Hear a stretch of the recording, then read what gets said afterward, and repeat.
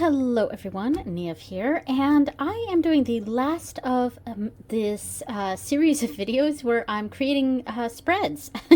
So the spread creation videos that I've tried to do at least one a month all of 2024, and I think I've succeeded. Like, if I go back, I'm pretty sure I've done one a month. So this is hopefully the 12th one, and this is in December.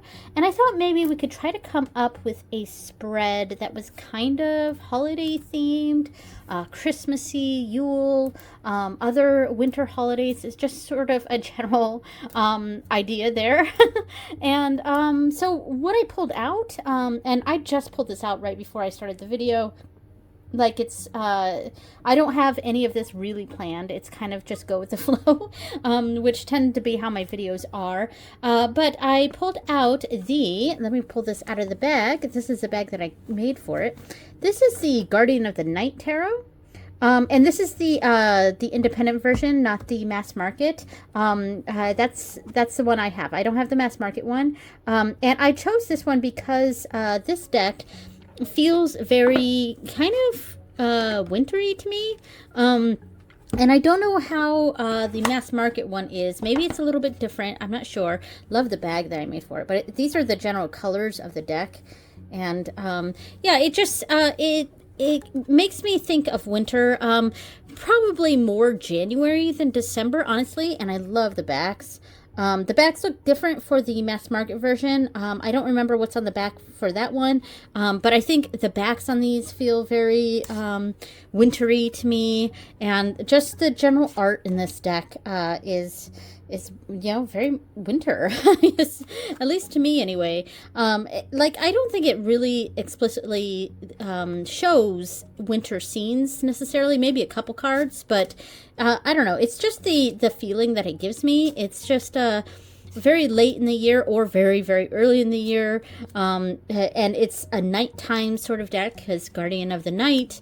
Yeah, so it's that sort of energy, and I do love this deck. I especially love to use it with the Hindu god Ganesha. Yeah, it just I don't know, there's something about the energies of this deck that really connect well with him. So yeah, and I often focus on Ganesha a bit more in January. So yeah, anyway, so that is the tarot deck I'm hoping to use for this video. And I also pulled out an oracle. I don't know if I'll use it or not, but I pulled it out just in case. And this is the Nocturna Oracle. It's by, I think it's by Creeping Moon, the same people who did the Anima Mundi Tarot. This is their oracle deck, and that is the Nocturna Oracle. And this one also, it's got a similar vibe. It's very nighttime, which often feels very Christmassy or holiday-y. Oh, that's a book. Yeah, the cards on this one are really, really dark. Yeah, definitely very dark. It's showing up much brighter on camera here, but they are the imagery, oh, look at that one. Beautiful. Very dark. I mean, obviously not all the cards are very Christmassy or wintry, but that dark energy, I think, is kind of what I'm going for with this.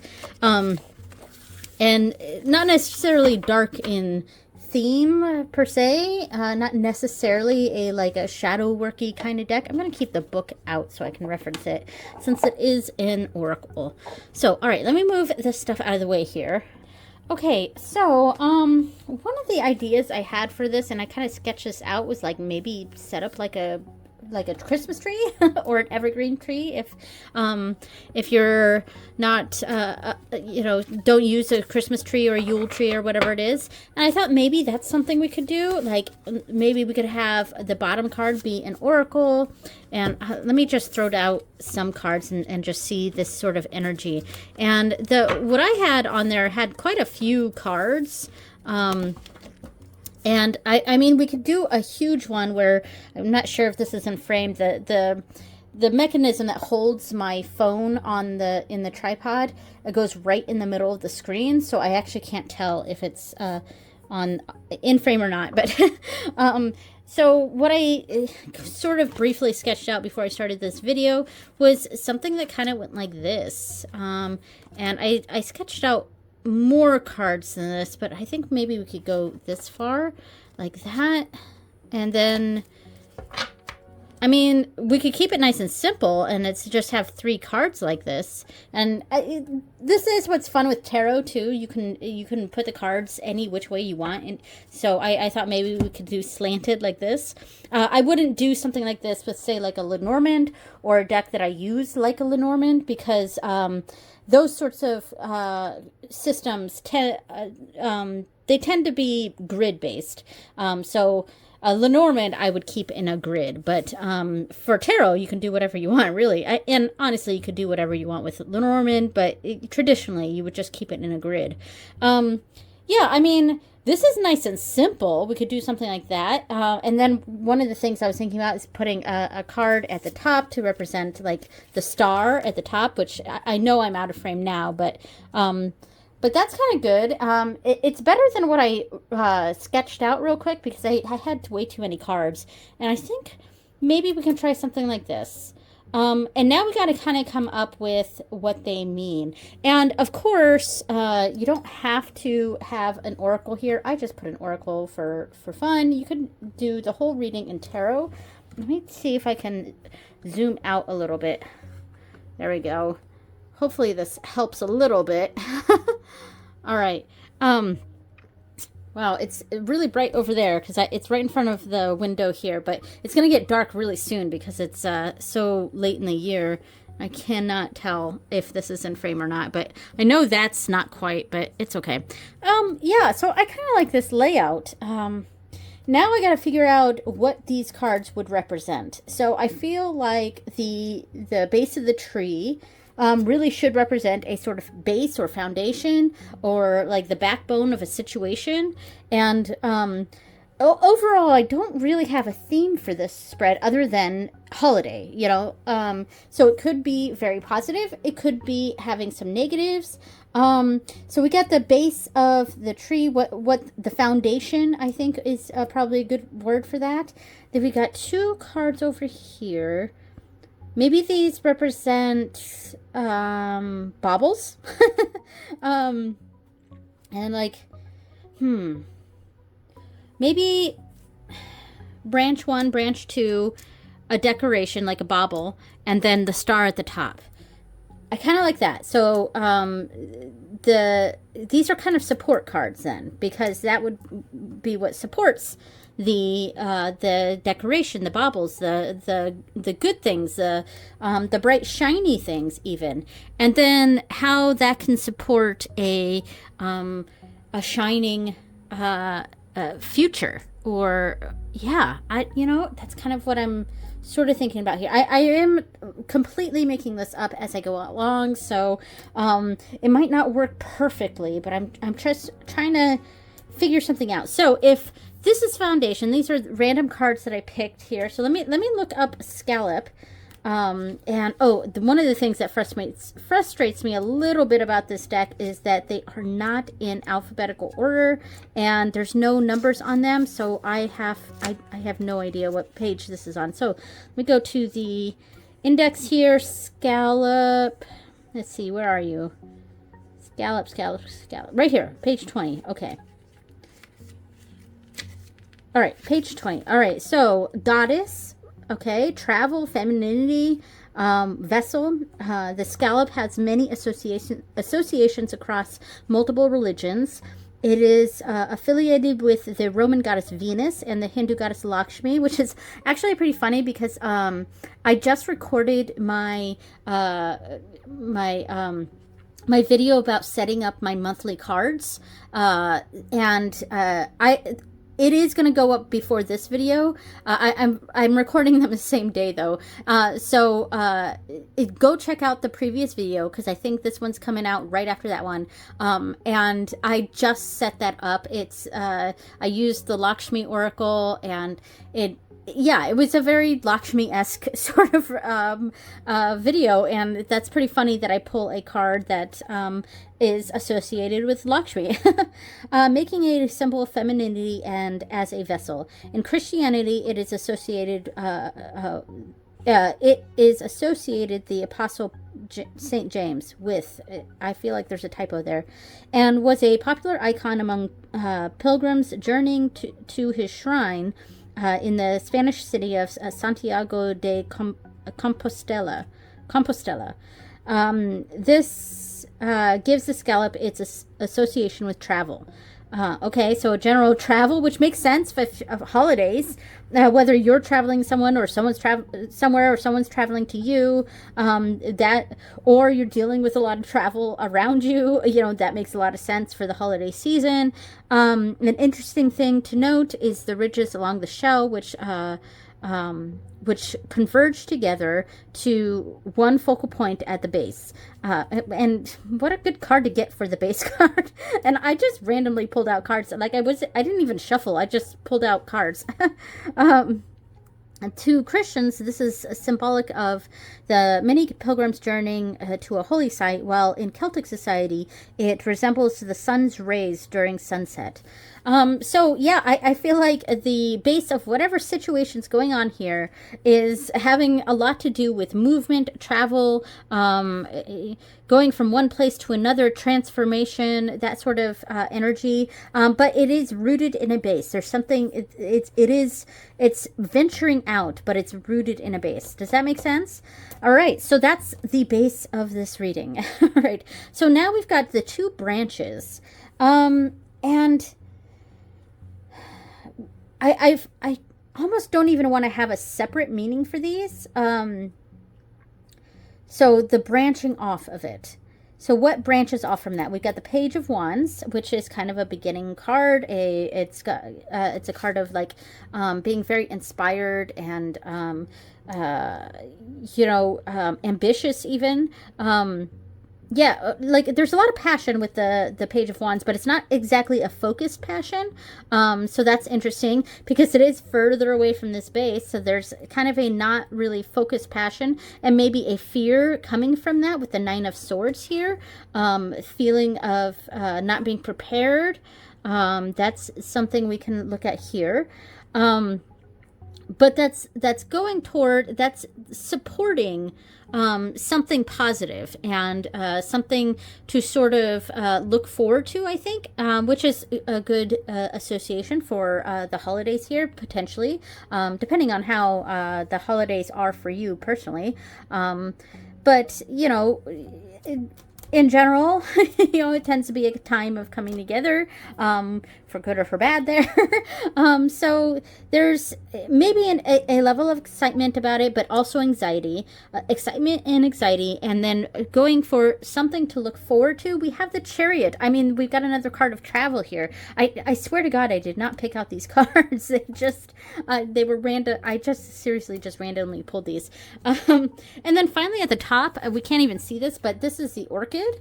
So let me look up to see what the orchid means. And so we've got the star at the top. We've got the beginning is the oracle, the end is the oracle. It's kind of the beginning of the reading and the end of the reading. And it's kind of how this general energy of the holiday season here. And I don't know, I guess that's maybe the theme of this spread. Again, I'm just fooling around and having fun here, and just thought we could do something holiday themed. This card, the Chariot, represents something to look forward to. That is a level of travel. So the top card is the star at the top. And I gotta go to the index to see where Orchid is. It's page number 12. Right here, Orchid. Ooh, sexuality, desire, luxury. I mean, that's kind of a holiday sort of vibe there. The word orchid comes from the Greek word orchins, which was coined by ancient Greek botanist Theophrastos, who believed the tubers of the plant resembled the male anatomy. Many ancient cultures associated them with virility and strength. In the Victorian era, they were highly sought after, and there was an entire industry built around collecting them. They were considered a luxury plant as they were only available in the tropics during the time. that might be an indication of, gift giving. We've got this sense of luxury of being able to provide something. So that's maybe that what's something is going to provide for us, I think. So we've got this general energy of this base of travel, and we saw that reinforced here with the chariot. We've got the branches of being excited but also nervous, and that makes sense a lot for a holiday season and a gathering with family. And then like something to look forward to is that general moving to or seeing I would say, oh gosh, what was I trying to say there? Because obviously we have the chariot, and that's connecting here with the scallop. It's just that the general excitement of the travel, whether you're traveling or family's traveling to you, or this general buzz of travel around you. Maybe this is a work situation, and there's other people coming in, moving into this, or something like that. It's like I'm trying to be very, very general with this, of course, because I'm trying to just convey that it doesn't have to be seen as this particular God, the word just escaped me, but meaning or theme, but it can be applicable to most situations. But yeah, and then finally at the top, the star is like just the overall energy coming down, and there is a general sense of just the sense of luxury of being provided for, of things coming into place. So that was fun. Do I want to come up with another short little holiday themed spread? Maybe. Like, let's see. I'm gonna put this down at the bottom. So we've got a tree. We did that. Maybe we could do like a garland. And maybe we can do just tarot for this one. I'm going to put the 3 cards I just used like off to the side so I don't grab these again. I kind of want to see different cards. But maybe we can do something like this. Let me just grab a few random cards. So we can kind of do like a garland and do it like this. Like that, maybe? We can do that. And maybe with the 5th one here. I don't know. And I don't know that I want to read this, but I just kind of want to lay out maybe some sample holiday-themed spreads here. So, Magician, 3 of Pentacles. Maybe this is a general story or progression of events. Let's see.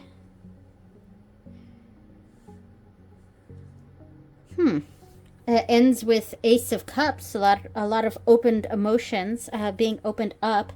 Maybe the Magician can be a little bottled up even. Kinda, yeah. I mean, or I wouldn't say keeping to self, because that's a bit more hermit-y.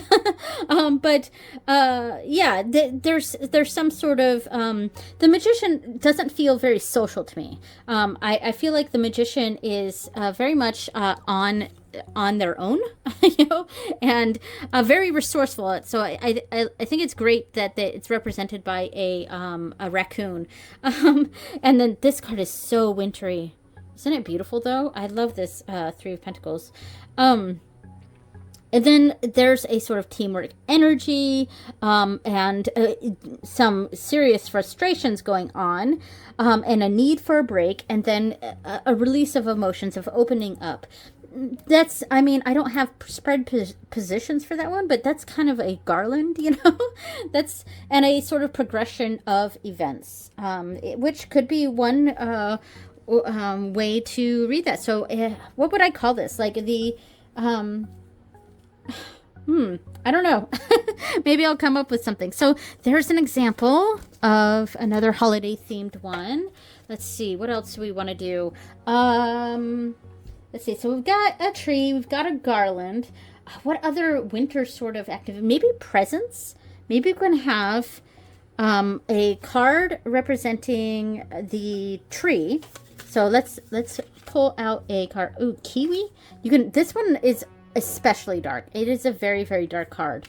So maybe this card represents the tree, and then we have the gifts under the tree, and we'll put 3 cards down. We'll just do this one, and this one. All right. And of course, again, you don't have to use an oracle deck. You could use the tarot deck again. And at this point, I think I could actually zoom in so it's not so far out. There we go. That's a little better. This kiwi card, it's probably one of the darkest cards in the deck. It actually looks, the image is more visible on camera than it is in person. In person, this kiwi card is so dark. Like there, you can kind of see hints of the kiwi, and then of course the word kiwi is in white. So let me look up and see what the kiwi represents here. Page 42. All right. So kiwi, devotion, affection, relationships. So, and of course, this can represent any situation here. So it's a card that represents the situation. And then the 3 cards underneath it, I feel like this is kind of a positive reading or spread, really. And these 3 cards underneath are gifts. Gifts coming from this situation, gifts of the situation. So I feel like this is a spread to do if you're really just looking for the positives. You don't want to see a conflict card, and you might even get like a difficult card down here, like a Tower or 10 of Swords or whatever. But I would say that this particular spread is more focused on the positives of the cards. So this would be a very positive leaning spread for sure. Even if you get difficult cards down here, it would be the more positive readings of those cards. So the kiwi, devotion, affection, relationship. So a general relationship sort of situation going on here. The sky, an elusive kiwi, is a bird indigenous to New Zealand. They gave up the gift of flight to be closer to the earth. Well, what a funny time to see the word gift when we're having this spread here. They form pairs and mate for life. But what I found the most interesting about the kiwi is the size of its egg, which is almost a third of the size of its body. To create and lay such an enormous thing is an ultimate symbol of devotion. Oh, wow. Okay, and actually that's a kind, because I was a little, I wouldn't say disappointed that I got this card just now. It's more that it's, I just wish this card was a little brighter, just a little brighter, so I could see it better. But the meaning of the card actually makes pretty good sense here. So it's, and I'm really tapping into that, giving birth to such a gigantic egg. It's such a labor of love, and there's a hard situation that a positive is going to come out of it. And here are the 3 positives, 3 positive things about this situation, whatever the situation is. So we have the Hermit, which is talk about devotion and dedication, and in this particular reading of the Hermit feels very 8 of Pentacles to me, even though we don't have the 8 of Pentacles on here. It's kind of a focused sort of energy in the zone, and I feel like that here with the Hermit, aspects of the Hermit I see in the 8 of Pentacles, and I do feel that here. But there's a sort of guiding light to this. There's a focus to it. There's a learning along the way, which is very appropriate for the Hermit. But it is in general a very solitary thing. So I feel like this is sort of a new understanding of something is what the Hermit is sort of talking about here. And then the 2 of Pentacles, there's a sort of balancing of energies, of course, and being able to prioritize more. That's one sort of gift that we're sort of getting here from this situation. And then finally, the 6 of Wands is a victory. Like, this is going to be something that really works for you or whoever this reading may potentially be for. But yeah, so I think I'm actually pretty happy with all three readings. The second one, the garland, I didn't quite have anything super formed for that. It was just sort of a progression of events. I could have gone through and picked out a prompt for each one, but I actually thought this was a fun little activity. And if you happen to do any of these spreads, please let me know. I would love to know how they worked out for you. And I hope you guys have a great holiday season. Happy holidays, and I will see you next time. Bye.